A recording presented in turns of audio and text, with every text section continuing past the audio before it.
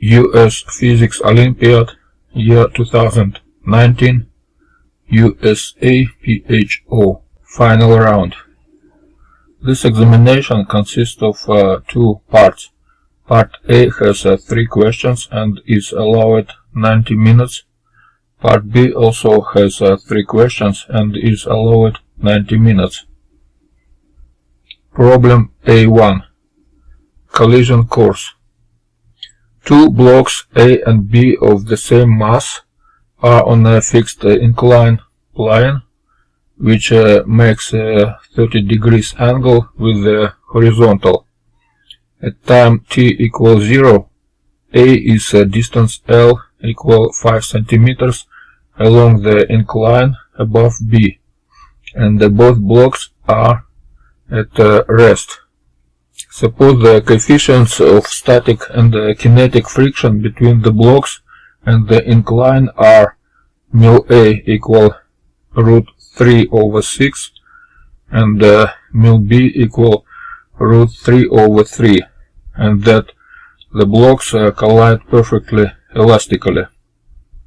Let VA and VB as functions of time be the speeds of the blocks down the incline. For this problem, use G equal 10 meters per second square. Assume both blocks stay on the incline for the entire time and neglect the sizes of the blocks. Question A. Graph the functions VA and VB for t from 0 to 1 seconds on the provided answer sheet with the solid and the dashed line respectively. Mark the times at which collisions occur. This is the answer sheet. Question B. Derive an expression for the total distance block A has moved from its original position right after its nth collision in terms of L and N. Now suppose that the coefficient of block B is instead μB equal √3/2, while μA equal √3/6 remains the same. Question C. Again, graph the functions VA and VB for t from 0 to 1 second on the provided answer sheet with a solid and dashed line respectively. Mark the times at which collisions occur. Again, this is the answer sheet. Question D. At time t equal 1 second, how far has block A moved from its original position?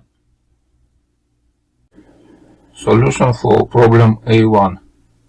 Question A.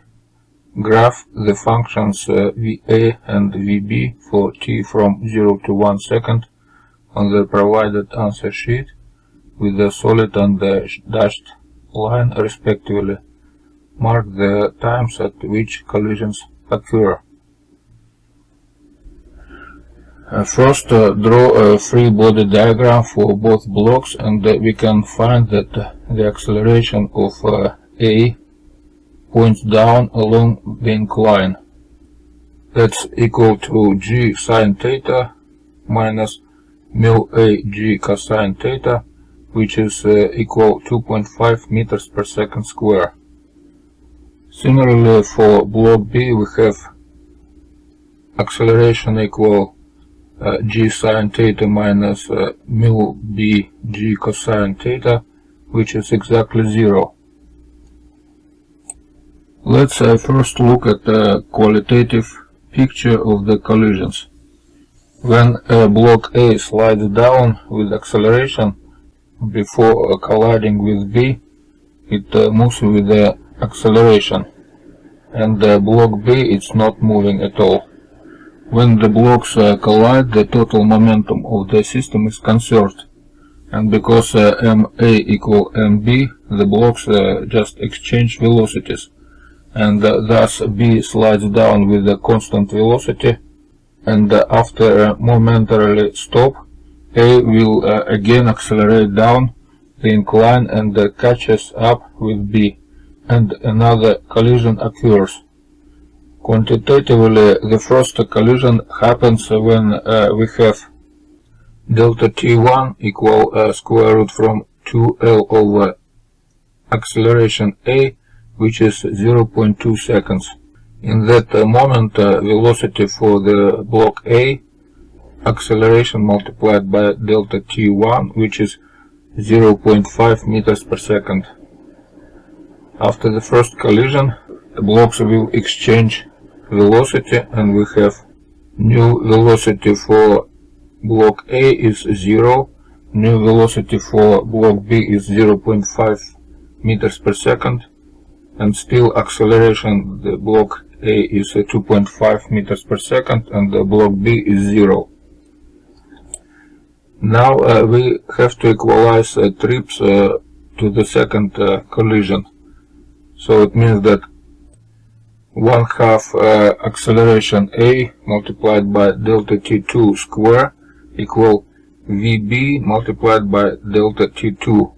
And from here we can find time between first and second collisions. That will be 2VB over AA, which is 0.4 seconds. And before second collision, block A has velocity 1 meters per second. And block B still had velocity 0.5 meters per second. After the second collision, they will exchange velocities again, and we have VA equal 0.5 meters per second and VB equal 1 meter per second. Again, we have to equalize distances for the trip between second and third collisions. We have VA multiplied by delta T3 plus 1/2 AA delta T3 square must be equal VB delta T3. And from here we can find that delta T3 equal 0.4 seconds. And now we have a total time to third collision equal exactly 1 second. Finally, we can draw a graph for all three motions and collisions, and it will look like this.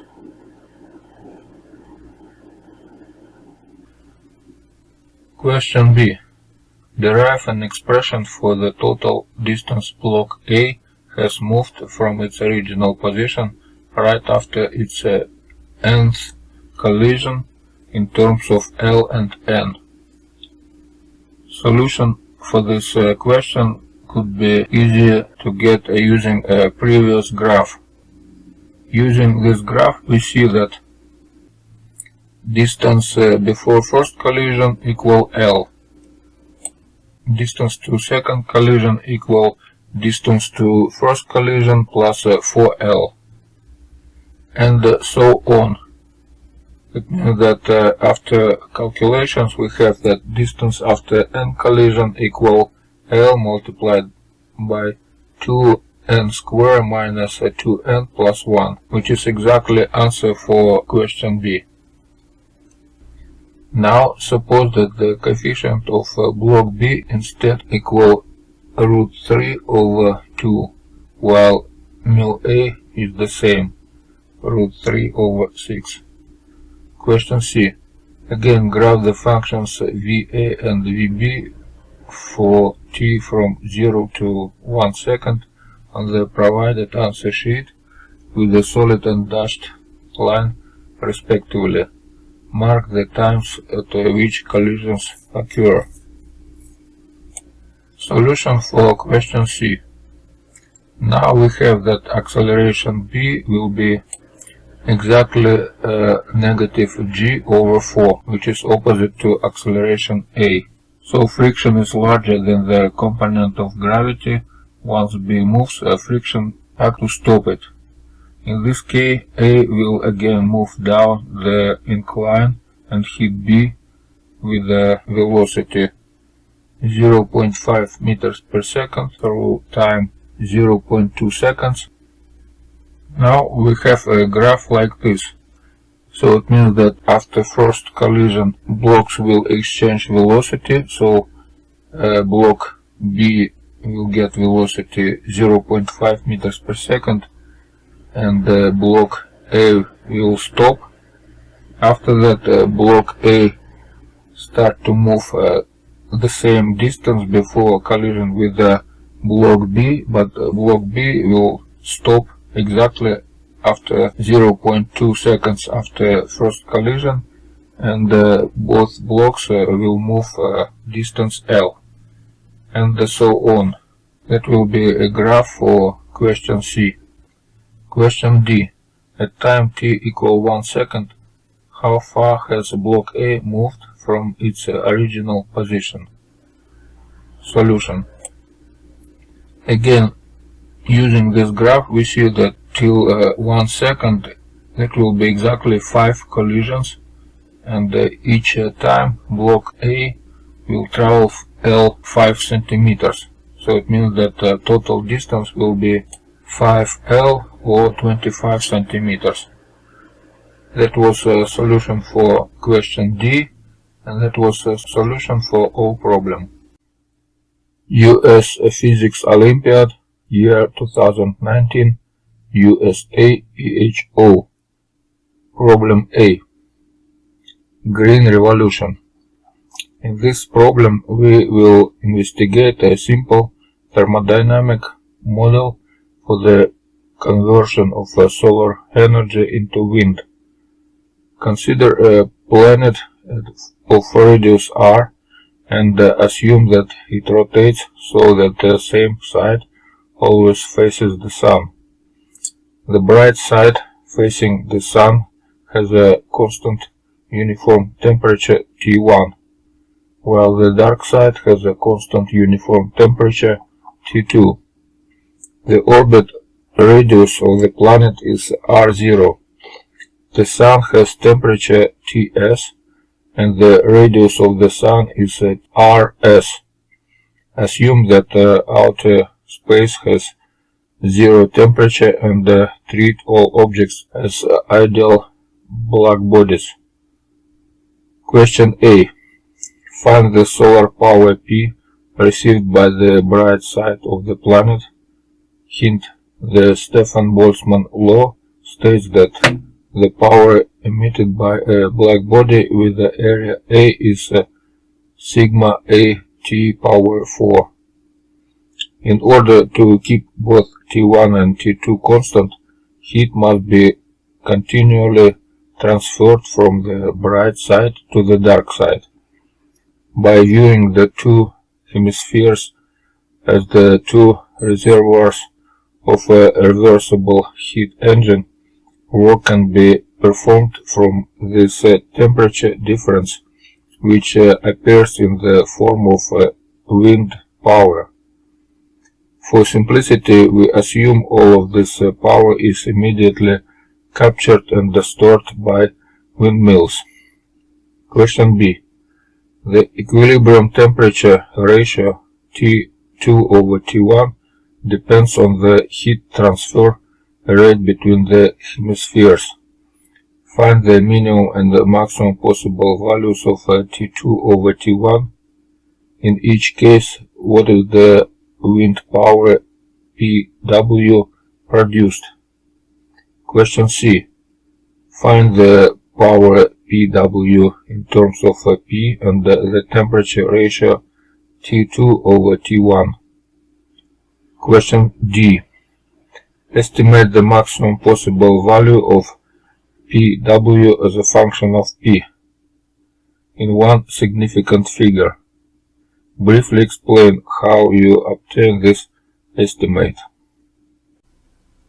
Solution for problem A2. Question A. Find the solar power P received by the bright side of the planet.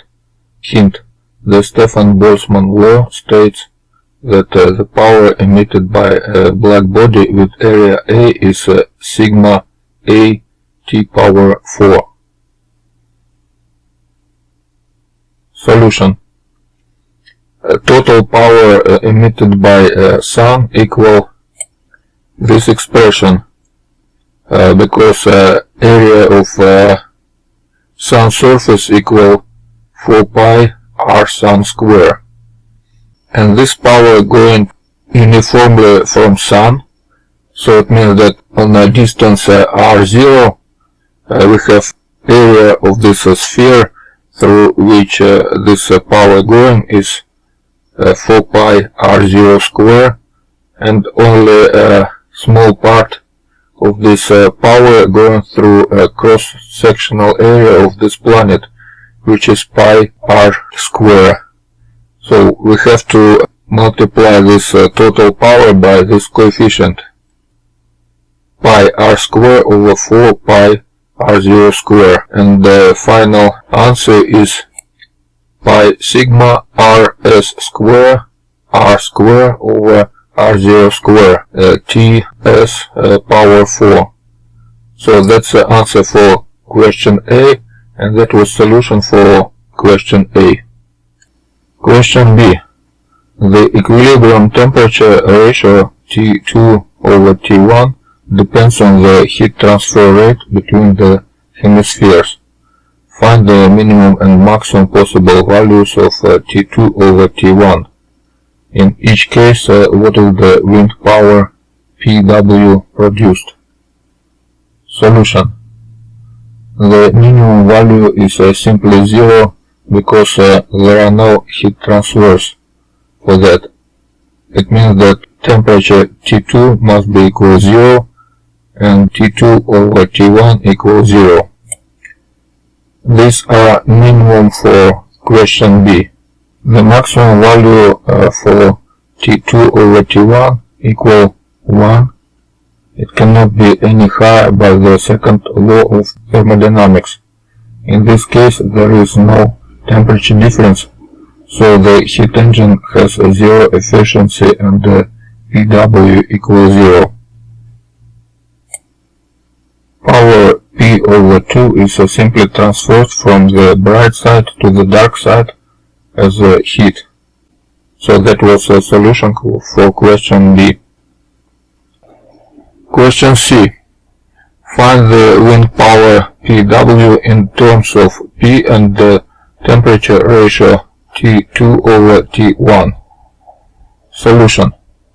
Let the heat be transferred from the bright side at rate Q1 and transferred to the dark side at rate Q2. We have Q1 equal Pw plus Q2. Then, since the two hemispheres have constant temperatures, energy balance for each gives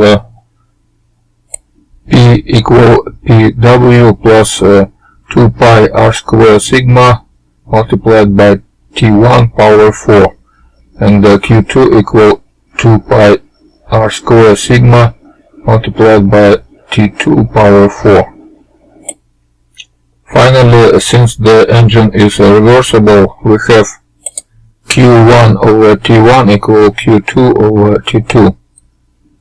By combining all these equations and using definition x equal T2 over T1, we have Pw equal Q1 minus Q2, or P minus 2 pi r square sigma multiplied by T1 power 4 multiplied by 1 plus x power 4. This is not yet in terms of P and x, so now we use the reversibility condition. So we have this equation for reversibility, which means that P equal this equation, and finally Pw equal 1 minus x multiplied by x power 3 over 1 plus x power 3 multiplied by P. That's answer C. That was a solution for question C. Question D. Estimate the maximum possible value for Pw as a function of p to one significant figure. Briefly explain how you obtain this estimate. Solution. Mathematically, we have to investigate behavior for this function in maximum. We see that for x going to 0, it's going to 0, and when x going to 1, it's again going to 0.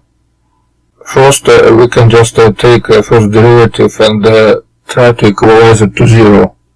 So we have this derivative equals 0, or we have this equation.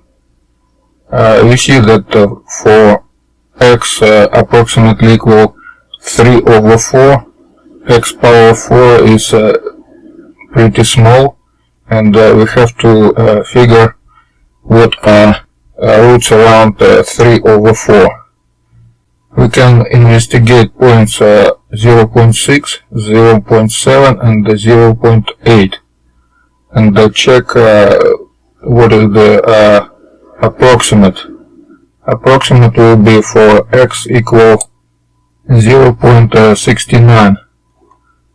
For that x we have power pw equal approximately 0.077 p. That was a solution for question D, and that was a full solution for problem A2. US Physics Olympiad, year 2019, USA, PHO, final round. Problem A3. Electric slide. Two large parallel plates of area A are placed at x equals 0 and x equals d, which is much less than square root from A, in the semiconductor medium. The plate at x equals 0 is grounded, and the plate at x equals d is at the fixed potential negative V0, where V0 greater than 0. Particles of a positive charge Q flow between the two plates. You may neglect any dielectric effects of the medium. Part A. For large V0, the velocity of the positive charges is determined by a strong drag force, so that V equal mu E, where E is the local electric field and mu is the charge mobility. Question 1. In the steady state, there is a non-reason but time-independent density of charges between the two plates. Let the charge density at position x be rho x. Use charge conservation to find the relationship between rho x, Vx and their derivatives. Question 2. Let Vx be the electric potential at x. Derive an expression relating rho x, Vx and their derivatives. Hint. Start by using Gauss's law to relate the charge density rho x to the derivative of the electric field Ex. Question 3. Suppose that in the steady state conditions have been established, so Vx is proportional to x power b, where b is an exponent you must find, and the current is non-zero. Derive an expression for the current in terms of V0 and the other given parameters. Solution for problem A3. Part A. Question 1. In the steady state, there is a non-zero but time-independent density of charges between the two plates. Let the charge density at position x be rho. Use charge conservation to find the relationship between rho v and their derivatives. Solution for question 1. Consider the region between x and x plus dx. The charge in this region will be rho a multiplied by dx. And because current everywhere is constant, we have dq over dt equal rho a dx over dt, which is speed v, and this equal to constant. If we divide it by area, we will get current density J, and that's constant. If we take first derivative from this current density, we have this expression, which is 0. So we have correct answers. Either rho v is constant, or v d rho over dx plus rho dv over dx equals 0. These are solutions for question 1 in part A. Question 2. Let V be the electric potential at x. Derive an expression relating rho, V and their derivatives.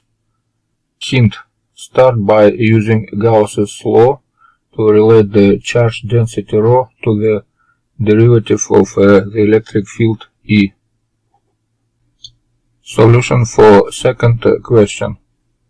Again, if we take same slice of our constructor between x and x plus dx, according to Gauss law, we have jump of electric field dE equal sigma over epsilon 0, which is rho dx over epsilon 0. And from here we have dE over dx equal rho over epsilon 0, or second derivative from potential V by distance dx, that's equal negative rho over epsilon 0. That's the answer for question 2. Question 3 from part A. Suppose that in the steady state, conditions have been established so that V is proportional to x power b, where b is an exponent you must find, and the current is non-zero. Derive an expression for the current in terms of V0 and the other given parameters. Solution for question number 3 from part A. Now let's use results from first and second questions. So we have, this is from the first question, this is from second question, which we also call Poisson's equation, and also from condition that V equal mu E, we have this equation. So from the first equation we can exclude rho and V, and we have finally this differential equation. Now because we know that V x proportional to x power b, and we have conditions that total potential difference is V0, so we have V equal negative V0 multiplied by x over d power b, and we can put this expression in our differential equation. And finally we have this equation to find what is b. We have three roots. Root b equals 0 cannot satisfy to boundary condition.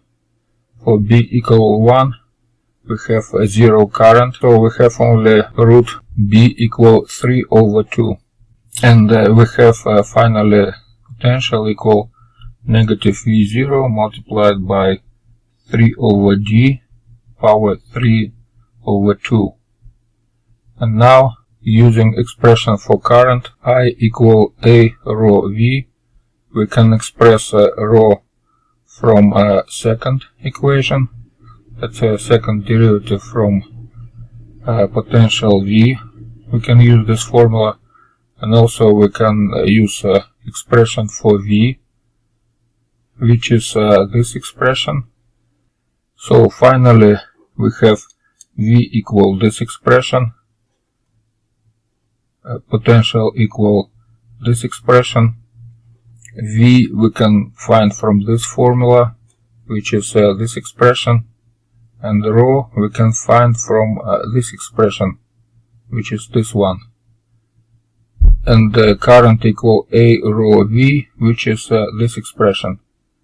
That's answer for question 3 from part A. Part B. For small v0, the positive charges move by diffusion.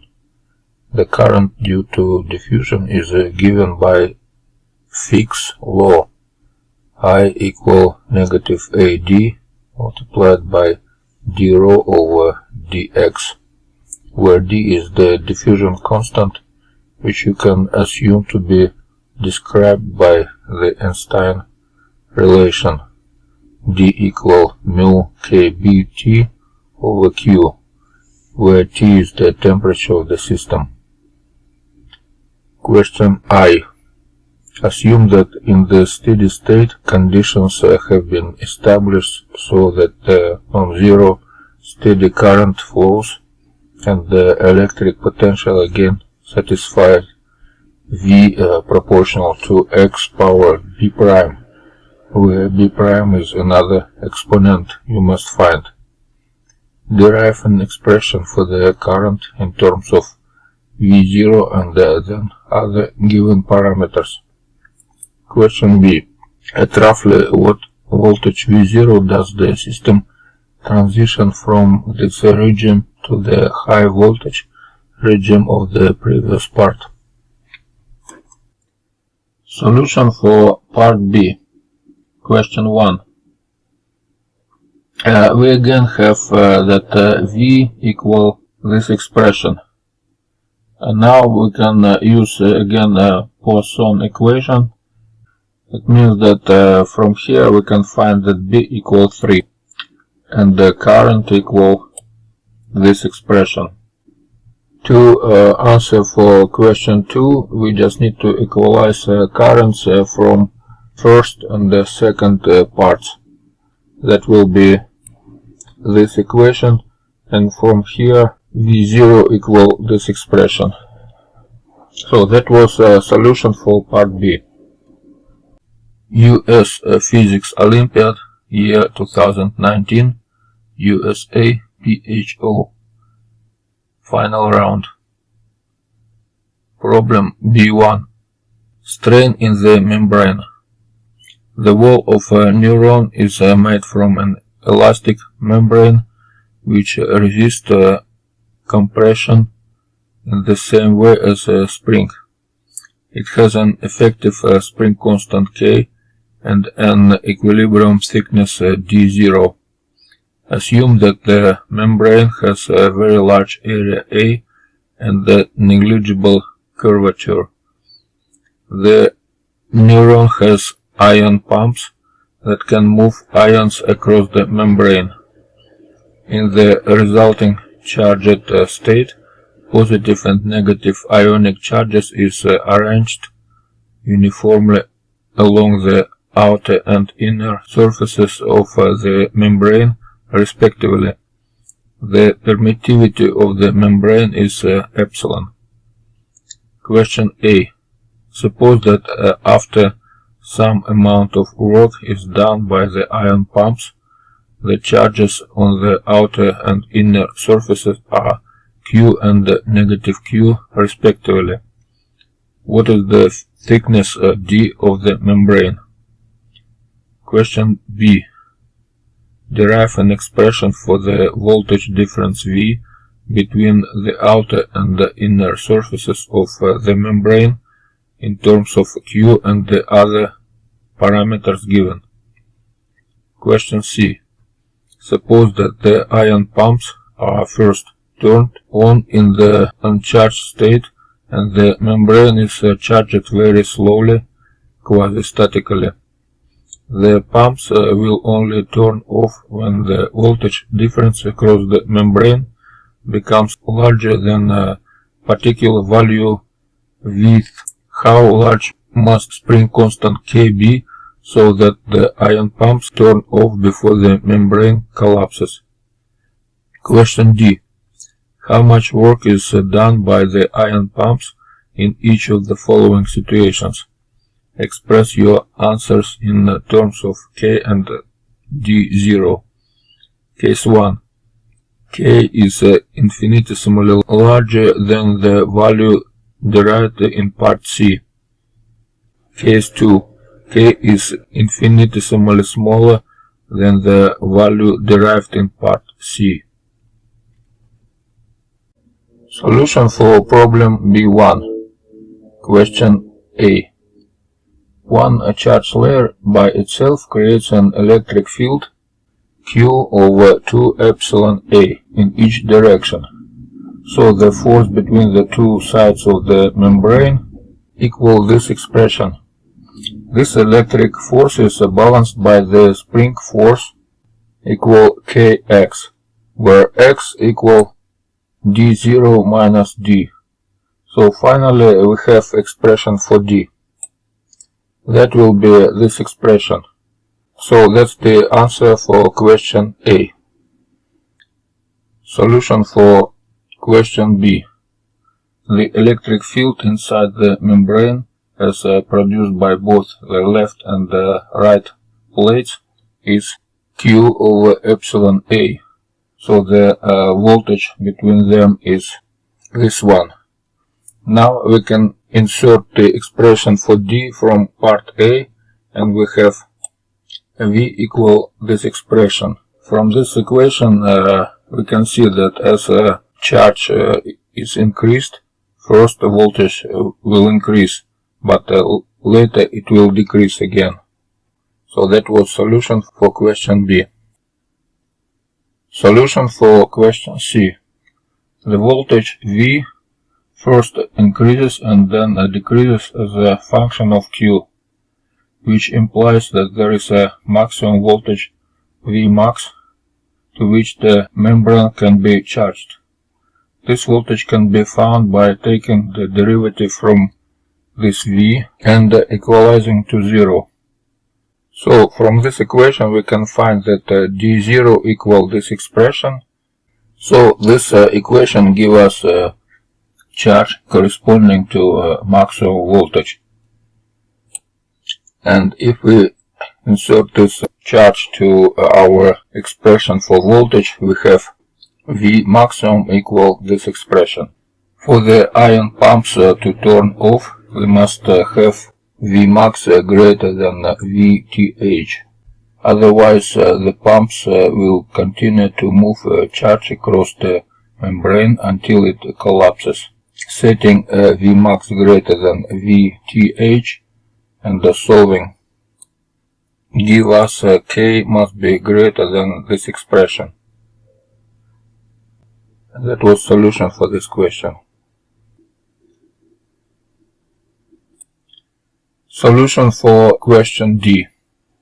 In the first case, when K is infinitesimally larger than the value derived in part C, then the threshold voltage Vth greater than V maximum, and the ion pumps turn off before the membrane thickness D reaches zero. The work W done by the ion pumps is equal to the potential energy of the system relative to the uncharged state with the Q equals 0 and D equals 0. That is simply potential energy for spring plus potential energy for charged capacitor, where capacitance equal this expression, X equal this expression, and D equal this expression. Now let's put all these expressions to our equation for energy, and we will get this value. K being infinitesimally larger than the critical value means that the ion pumps turns off just as the voltage maximum Vth is reached.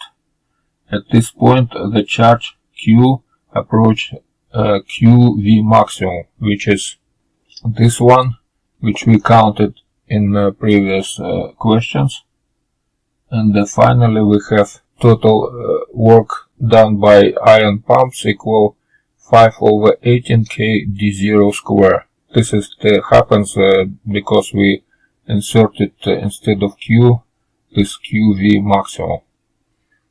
That's answer for part 1. In case 2, if K is smaller than the value in part C, then the threshold voltage is larger than the stopping voltage VTH, and the ion pumps continue to work until the membrane collapses to D equals 0. At this point there is no electrostatic energy in the membrane capacitance is infinite, and we have energy equal just 1/2 kd0 square, which is mechanical energy for fully compressed spring. That was a solution for question D, and that was a full solution for problem B1. US Physics Olympiad, year 2019, USAPHO, final round. Problem B2. Stellar black box. Scientists have recently detected a new star, the MAR Kappa. The star is almost a perfect black body, and its measured light spectrum is shown here. The total measured light intensity from MAR Kappa is 1.12 multiplied by 10 power negative 8 watt per square meter. The mass of MAR Kappa is estimated to be 3.5 by 10 power 30 kilogram. It is stationary relative to the Sun. You may find the Stefan-Boltzmann law useful, which states the power emitted by a black body with the area A is sigma A T power 4. Question A. The spectrum of wavelengths lambda emitted from a black body only depend on H, C, K, B, lambda and T. Given that the Sun has a surface temperature of 5778 Kelvin and peak emission at 500 nanometers, what is the approximate surface temperature of MAR Kappa? Question B. The lines in the spectrum result from atoms in the star absorbing specific wavelengths of the emitted light. One contribution to the width of the spectral lines in the Doppler shift associated with the thermal motion of the atoms in the star. The spectral line at lambda equal 389 nanometers is due to helium. Estimate to within an order of magnitude the thermal broadening delta lambda of this line. The mass of a helium atom is 6.65 by 10 power negative 27 kilogram. Question C. Over the course of a year, MAR Kappa appears to oscillate between two positions in the background night sky, which are an angular distance 1.6 by 10 power negative 6 radians apart. How far away is MAR Kappa? Assume that MAR Kappa lies in the same plane as the Earth's orbit, which is circular with a radius 1.5 by 10 power 11 meters. Question D. What is the radius of MAR Kappa?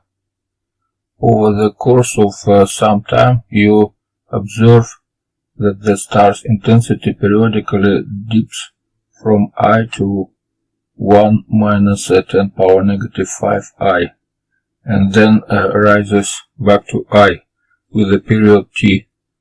One possible explanation for this observation is that exoplanet is orbiting the star and blocking the starlight for some time.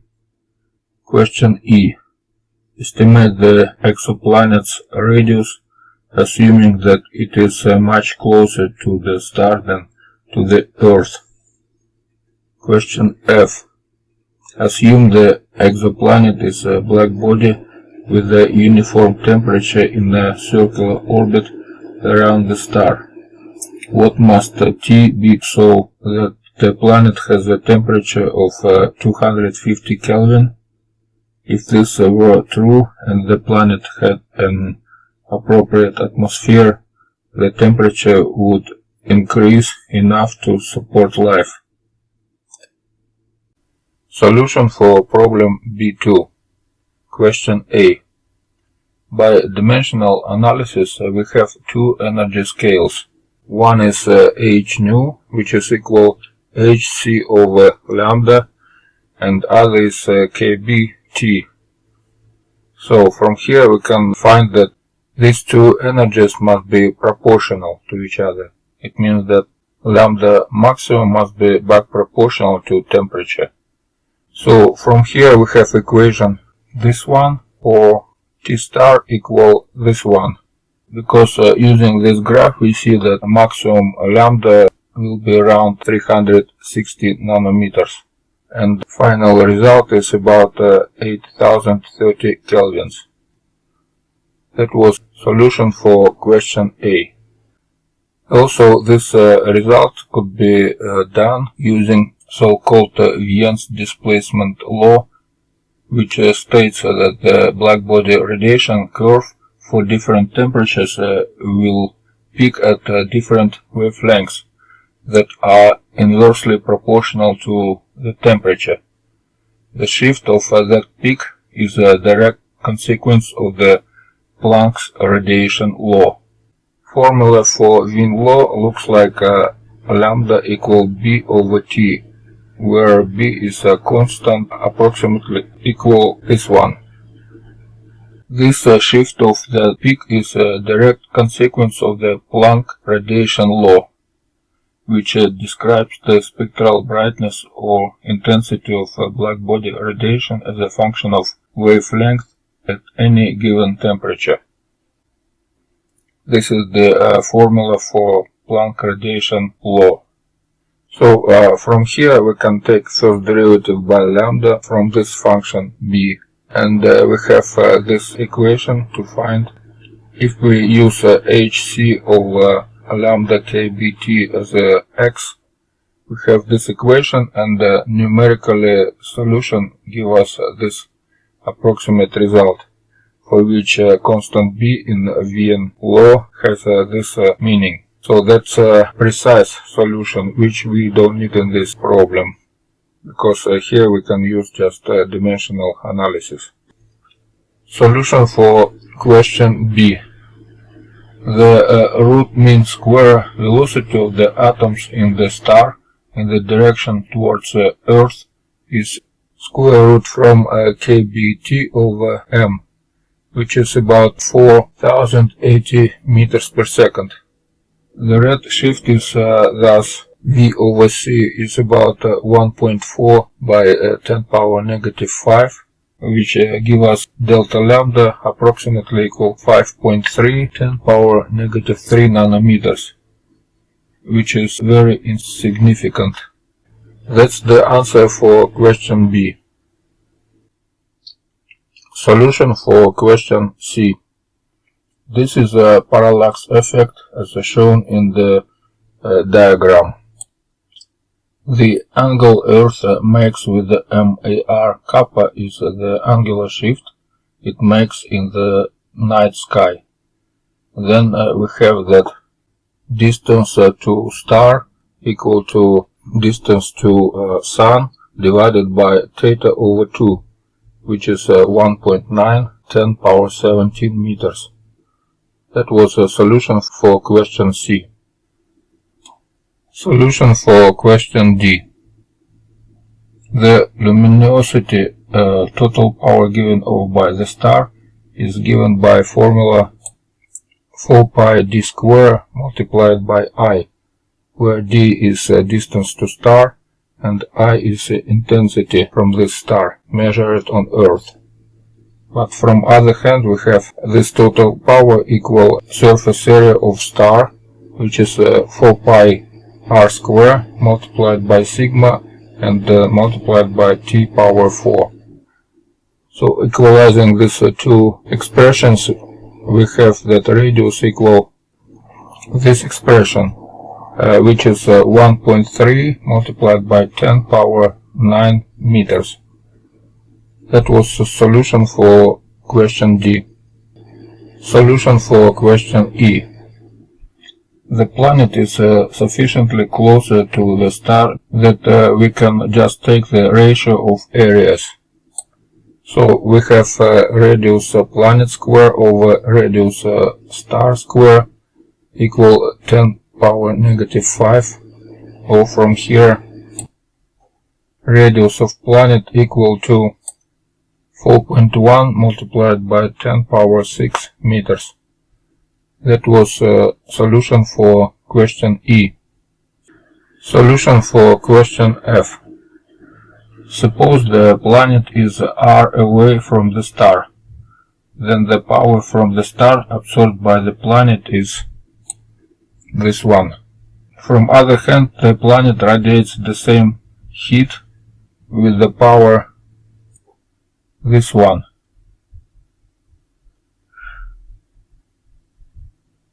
So set them equal to each other, give us this equation, from which we can count what is the radius of orbit.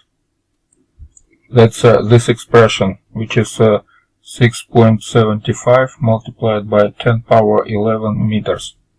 Now we can recall that circular speed on this orbit equal square root from gm star over radius of orbit, or 2 pi r over period equal same thing. And from this formula we can count that total period equal this expression, which we can get from third Kepler law, and it's about 7.3 Earth years. US Physics Olympiad, year 2019, USAPHO, final round. Problem B3. Pitfall. A bead is placed on a horizontal rail along which it can slide frictionlessly. It is attached to the end of the rigid massless rod of length r. A ball is attached at the other end. Both the bead and the ball have mass m. The system is initially stationary, with the ball directly above the bead. The ball is then given an infinitesimal push parallel to the rail. Assume that the rod and the ball are designed in such a way, not shown explicitly in the diagram, so that they can pass through the rail without hitting it. In other words, the rail only constrains the motion of the bead. Two subsequent states of the system are shown below. Question A. Derive an expression for the force in the rod when it is horizontal, as shown at the left above, and indicate whether it is tension or compression. Question B. Derive an expression for the force in the rod when the ball is directly below the bead, as shown at the right above, and indicate whether it is tension or compression. Question C. Let theta be the angle the rod makes with the vertical, so that the rod begins at theta equals 0. Find the angular velocity omega equal delta theta over delta t as a function of theta. Solution for question A. In horizontal position, both bead and ball don't have horizontal velocity, and bead has no vertical velocity too. It means that only ball has a vertical velocity, and we can write what is this velocity using energy conservation. So we have mgr equal 1/2 mv square, and from here we have v square equal 2gr. Now we can think of this motion as a translational motion for center of mass and a rotational motion around the center of mass. Because center of mass moving in a vertical direction and ball moving in vertical direction, there are no horizontal forces acting on our rod, and the speed of ball around the center of mass is v1 equal 1/2 v. So we can find that the centripetal force going to center of mass is m v1 square over r over 2. So that's equal to 1/2 mg. And because this force could be created only by tension in rod, that's the solution in question A. That's the answer for question A. Solution for question B. Now both bead and the ball have no vertical velocity. It means that bead going to the right and the ball going with the same speed to the left. And again, from energy conservation, we can find that change of potential energy, which is 2 mgr, that's equal to full kinetic energy for bead and ball, which is 2 times 1/2 mv square. In this position, center of mass is not moving. It means that we have only a rotation of our ball around center of mass with a speed v. So from here we can find that v square equal to gr. Let's work in a frame of reference our bead. In this frame, our ball moving to the left with a velocity 2v. So it means that it rotates around bead with a centripetal acceleration 2v square over r, which is 8g. So it means that we have equation ma equal t minus mg. So from here we can find that tension is 9 mg. This is correct because bead can have only horizontal acceleration, but direction of rod is vertical. So that was answer for question B. Solution for question C. Here we can use energy conservation. It means that change of potential energy going to kinetic energy for all construction.